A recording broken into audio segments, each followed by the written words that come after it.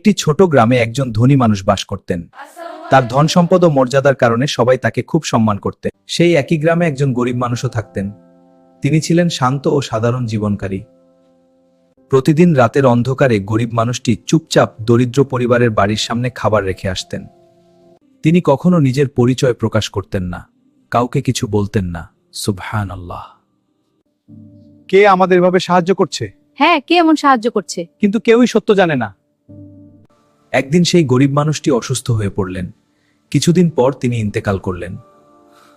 তার মৃত্যুর পর আর কারো দরজায় খাবার পাওয়া গেল না।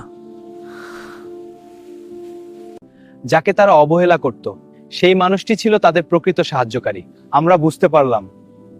আমরা মানুষের বাহ্যিক অবস্থা দেখি, কিন্তু আল্লাহ মানুষের নিয়ত দেখেন। গল্পের শিক্ষা: গোপনে করা ভালো কাজের সওয়াব অনেক বেশি। কাউকে ছোট মনে করা উচিত নয়।